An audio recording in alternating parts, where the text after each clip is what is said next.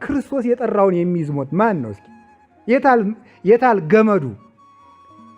የሞትን እኮ መዝጊያ የሰበረው ክርስቶስ መንግስተ ሰማያት ከመግባቱ በፊት በምድር ጭምር የሰበረው ወቀጥቀጠ መናስክተ ዘሐጺን የመዝጊያውን ብረት ሰበረ። ውጣ አልዓዛር ወጣ። መቃብር ክፈቱልኝ። ሞት የሞትን አቅሙን ሁሉ እኮ ነው ያሳየ። የሞትን የመጨረሻ አቅሙን ያልገደላትን ብድግ ተነሽ አንቺ ልጅ። ሰው ከሞተ በኋላ የሚሰማው እግዚአብሔር ብቻ ነው። ሰው ከሞተ በኋላ የሚሰማው አካላዊ ቃል ብቻ ነው፣ ክርስቶስ ብቻ ነው። ሰማችሁ?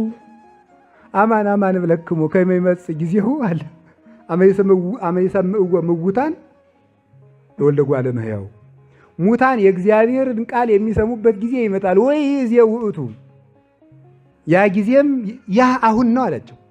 ሰማችሁ እኮ ነፍሷ የወጣችው ልጅ ልጄ ተነሽ አላት። ተሰማችና ተነሳች። አይ ይችማ እንደው ከቤት ነፍሷ አልወጣ ይሆናል ስንል ደግሞ ከመንገድ ደግሞ ሙቶ የተገነዘውን ና ሞት አቅም የለውም በክርስቶስ ቃል ላይ ተነሳ።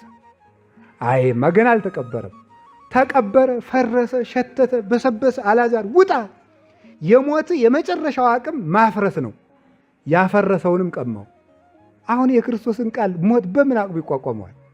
እስቲ ክርስቶስ የህይወት ባለቤት ነው አይደለም፣ የህይወት ባለቤት አይደለም፣ አምላክ አይደለም የሚሉ ሰዎች ምን መልስ አላቸው? የሞትን የመጨረሻ አቅም ሁሉ ነው የተቀማው እኮ።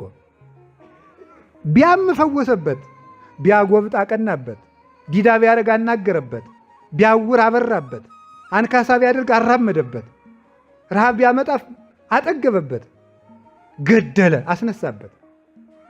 ሞት በክርስቶስ ላይ ምንም የለውም። መጨረሻ ላይ ያው ስለዚህ የክርስቶስን ቃል ማን ይፈራዋል? ንገሩ በሞቴ።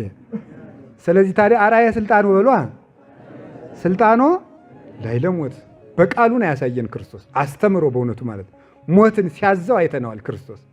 አሁንም ይሄንን ቃል የጠበቁትን ይሄንን ቃል የጠበቀ አይሞትም፣ የኔን ቃል የጠበቀ አይሞትም ብሎ የጻፈ ዮሐንስ ወንጌላዊ ነበር አይደል? ይሄን ደቀ መዝሙር ከሞት ሰወረና ደግሞ አስረገጠልን።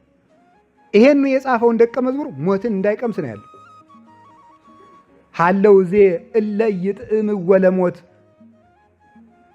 ከዚህ ከቆሙት መካከል ሞትን የማይቀምሱ አሉ ብሎ ነበረ። ዮሐንስን ከሞት ሰውሮ አሳይቶናል። ቅዱስ ያሬድንም ከሞት ሰወረው፣ ሌሎችንም ቅዱሳን ሰውሯቸዋል። ስለዚህ ክርስቶስ በምኑ አሳየን አልኳችሁ? በቃሉ አትሉም? ንገሩኝ እንጂ በሉ ተናገሩ።